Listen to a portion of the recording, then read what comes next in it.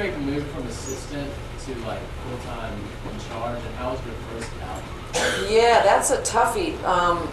As an assistant, I got very bored. By the end of my assistantship, I just wanted to stab some people. I was just like, everybody in this room is stupid. I can't stand this anymore. I am bored. I'm going to fall asleep.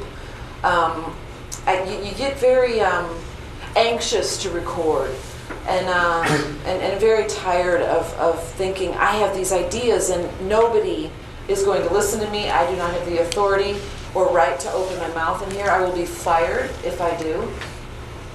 I had a very lucky scenario once again. Mine was special. I was working with Dan Lanois in that crowd over at Kingsway. I started out as a cable maker and his personal maid. I had to do that man's laundry and wash his motorcycles and find him, French milled patchouli soap and work in the studio. But he could be very hard on me as an assistant, and there wasn't a whole army of assistants either. There was just me. And so I would make cables. I would come downstairs. I would get the food order in. I would make sure the bathrooms were clean. I would go up front. They would play a bunch of takes. I was an assistant, to be sure. And then, Brian Blade's in the room. Daryl Johnson's in the room. Really great musicians are in the room. And after they play 3 takes down, Dan would look at me and say, Trina, which one? And I had better have an answer. So in other words, I had to be an engineer way before I was being paid to engineer. Because if I just said, hey, they all sound great, guys, I would have been fired. So I had to say, take 2 really felt the best to me, but I liked the bridge from 3. And I think that the first half of the first verse from 1 was, and I was taking notes. The minute that the tape went into play, then I was up front, I'm like, take 1. Verse 1. Was that late? And I just pretended that I was that anybody cared what I thought. But then he would ask. And then once I stated my opinion, everybody else would pretty much go, that sounds right to me. And then he'd say, go cut it. And leave the room. And I was sitting there with a bunch of multi-tracks, and he is asking me to edit these things, cut them with razor blades.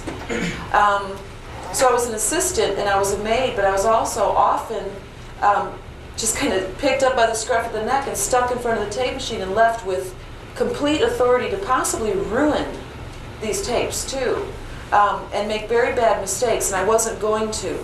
So I was around producers who wanted to humiliate me, but at the same time wanted to really test my knowledge and my feel.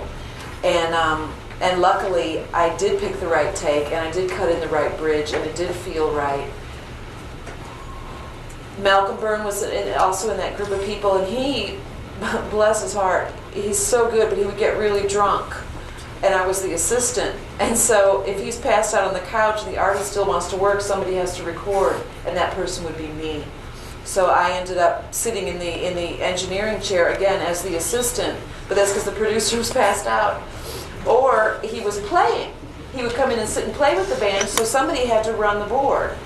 And he didn't want me fooling with the sounds that he dialed up, but you're still the one sitting there. And you're the one in record, and you're the one that had better be taking all the notes. And then I think, I just know the snare drum's not bright enough, I'm brightening it. And I would start to take control of the situation, and as a result, started doing engineering, but then I was still being credited as an assistant or a second. Your ego starts to rear up a little bit and say, I recorded that. I wasn't an assistant. Those are my sounds. But eventually someone will look and say, she's the one that gets all the sounds. Where's that girl that you always have around here? Oh, I don't know. Get her up here. I like the way she made the drum sound last time. So I morphed into being the first engineer completely by accident, and certainly wasn't paid for it. And it just happened, and it took about 8 years. It takes a long time, and you have to get in there by yourself. I would take, when everybody else left, I would get an old roll of 1/2 inch. I would go over to the 1/2 inch. I was dumped down like my favorite Rolling Stone songs, and I would arrange them with edits, and make myself do it where if Mick Jagger had walked in, he'd go, "Oh, sounds good, love." Really teach myself to edit. And nowadays on Pro Tools, you've got to get in there and really, I don't care if it's digital or analog, you better think, they got the masters all sorted out, I'm going to make a new copy on a drive, I'm going to take that home and I'm going to re-edit this song the way I want to hear it. And nobody's ever going to hear it except for me. I'm going to make beautiful edits and I'm going to comp this vocal, and you have to practice being the first engineer on your own time. And then hope you don't get caught, and you hope you don't mess anything up either that they're going to catch you at. Thank you. Sneak. You got to sneak around in there, and then be like, I'm going to do a mix while nobody's looking, but then I'm going to put everything back just like they left it. It took a long time, and then it happens. And then even once you've made it, you're still like, wow, I hope I get another gig someday. I hope I get a gig and then I make $1 million, then I can quit. No, that's not what you want to hear right now. Did you ever do anything really stupid and record over a master or something like that? Wow, I went for such a long time without, yes. Well, actually, no. But I've done other incredibly stupid things. During a Pearl Jam session, I was trying to have the empty flange once again, pre-Pro Tools, everything's analog, and we're talking about hundreds of rolls of tape, and I was an assistant, and obviously it mattered to me that I not look like an idiot in front of Brendan O'Brien and Nick Didia. So I was having to empty a flange, and in order to do that, you take one side off the flange and you cut the tape in order to quickly open up a reel of tape. Cut some scrap tape off a flange, and I cut myself. And I started bleeding, and I got blood all over one of their masters. It didn't ruin it, but it still stopped the session because I got blood. I mean, I cut my thumb where it went, and I'm squirted blood all over near the Studer and on the head, and got some on the back of the tape. And I was like, blood's coming down my arm at this point. They're like, what in the hell? So I've done embarrassing things like that. I have erased over a vocal accidentally during a giant sand record, a backing vocal. And I have never burned over a master. But again, I came up in a world where burning over a master would not only... I've had assistants burn over masters. I've had my own staff do very devastating things to the session. But me, again, being the person who thought I'm never going to just... If someone gets lippy with me too many times, they're going to be fired. If they show disrespect to me or any artist, they'll be fired. If an assistant accidentally burns over something or erases something or messes something up, tells the truth and is going to learn from that, they're not going to be fired. But I came from people who did things like threw DAT machines at me if there was any mistakes, or I'd get punched if I if I blew the punch. And again, I just feel so old-timey because you don't have to punch on analog anymore, but we did, and if you messed the punch up, there was no going back. There wasn't any, we'll just peel it back, So, no, I learned from people who I thought would actually physically hurt me if I messed their tapes up, and I believed that they would, and I think they probably... Dan once came in screaming and took a 12-string Martin and smashed it on an EV wedge while he screamed, if I fucking tell you to turn it up, you better turn it up. And he destroyed a $5,000 guitar, and I kept thinking, actually, I would let you punch me if you would give me the Martin. And but this was my experience, was one of... But these are the same people who were taught me to be fearless when it came to punching, fearless when it came to EQing, fearless when it came to calling an edit to say, cut it there. No, that'll never work. No, it will work. I feel it will work. And actually cut the tape there and glue the pieces together and have this fabulous edit take place. And they taught me to be fearless and passionate and really move and really get into the console and really stick my thighs underneath the board, and then I can feel if there's enough bass, because the whole board, and we're talking about a Neve board, is vibrating with bass. And when it actually hits me in the situation, then I think that's enough bass now. They taught me to be that thing and not this very careful, very prim, thing. I actually spread my legs under the board and shove my thighs up onto the console and wait to feel when I feel like there's enough bass. And I think I know I'm actually talking about what you think I'm talking about. But you learn to either embrace it as this passionate physical thing, or it would be so boring in there. So, yeah, better. Sorry for that. That's rude, but it's true. You'll do it. You will when you sit at a board. You will do that too. See that? I know you have.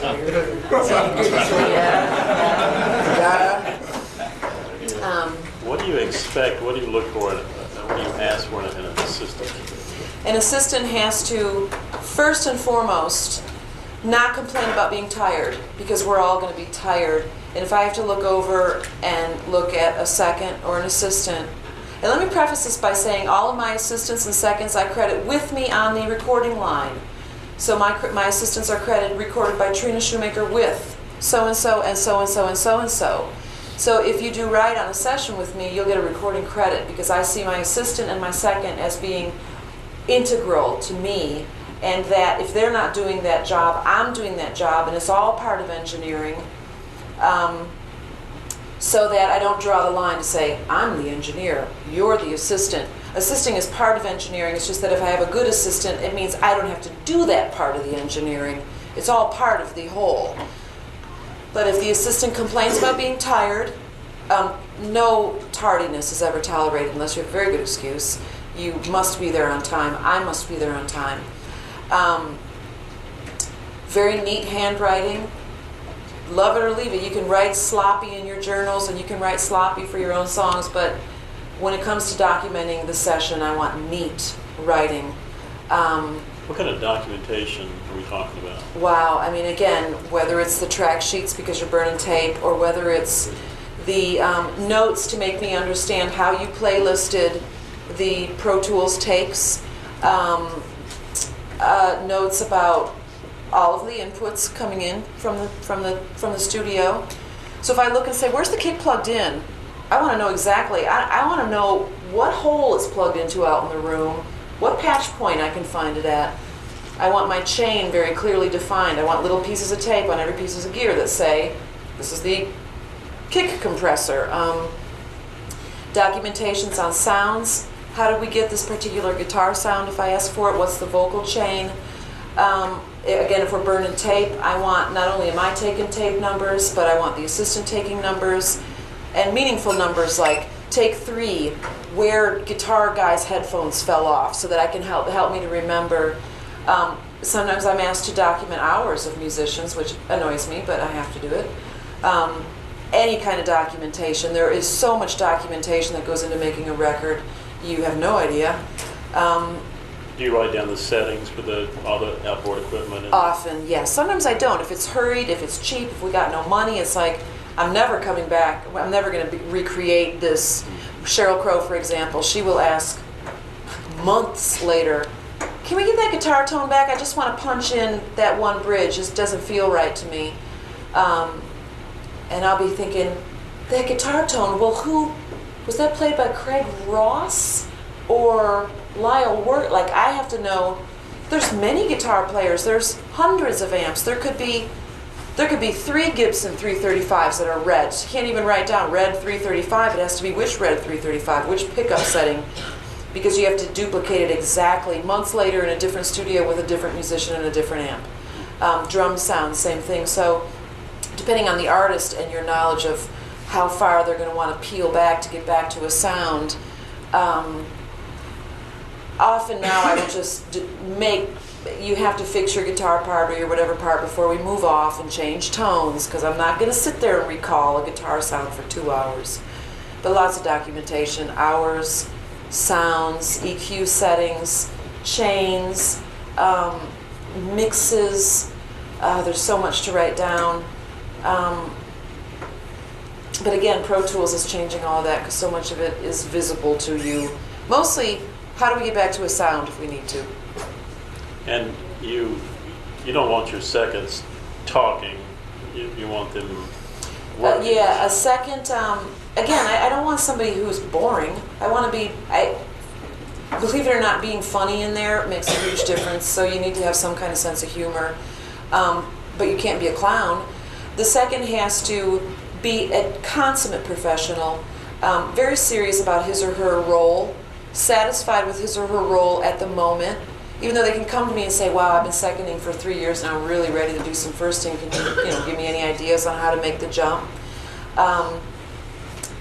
Even if you're tired, don't look tired and don't act tired, because I'm tired too. And what will do is make me feel guilty that I've kept you there too long and undermined my need to get my job done. You may never, ever, ever get defensive or contradict the artist. That is my job, or the producer's job, to do If you have a problem with the artist, if something has happened, I need to know about it. I will defend my second, always. But they cannot, you unfortunately have to eat a bunch of crap as a second, and you are not really allowed to mouth back. It is a subservient position. That doesn't sound fun, but it is. My job as an engineer is often subservient. The job is to get a great recording on tape for an artist. And a lot of times you just have to be the invisible. I still have to do it too. When I'm in a room with, recently I was in Nashville with Cheryl, and she's got on the phone, and this Mick Jagger is on the other end of the phone, and I'm holding it in front of the speakers because she's singing on a song of his, but she wants to know if she's getting the vibe right. And I'm thinking, Mick Jagger's face is on the other end of this phone, and I'm holding it like this. Just a second. Hand it back to Cheryl. Blah, blah, blah, blah, blah. Okay, we got to do it again. So I'm having to record her singing a verse in a song, and I'm thinking the whole time with this screaming loud with Mick Jagger on the other end of the phone. So at that point, I'm a nobody. I can't go, Mick. Motherfuck, I can't believe that. I love you, man. I can't do this. I want to. I want to say, you were so fine when you were young, but now you're not that fine. That's got me confused. My friend Tommy loves you. I want to do all these things because I'm thinking Mick Jagger's right here. He's in my hands. I've got Mick in my hands, but I can't. I have to shut up and seem real cool, even though I'm nervous too. It was just bizarre, and I thought, this is weird. You are subservient not to the artist. You are subservient to the music. The music is more important than you.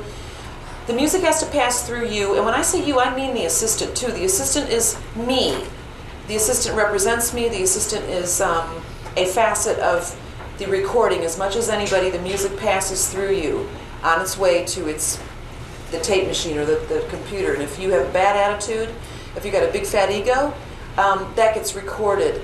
If you are a smart mouth, that gets recorded. If you're a funny guy, it all, you color the music whether you want to or not. So the thing to do is to be almost like invisible, so that it passes through you and it goes right to the tape in its truest form, without you fooling with it, without you not recording it, without you punching holes into it, without you getting the phase wrong, without you having over EQ'd it, without your bad attitude or your tired self doing a lazy job. And there's just, you have to just, and then when someone looks at you and says something, you got to be not only there and knowledgeable, but kind of funny helps a lot. Being funny is extremely helpful in the studio. Being a funny assistant to me is very helpful. Make me laugh. Thank you. Are you funny in the studio?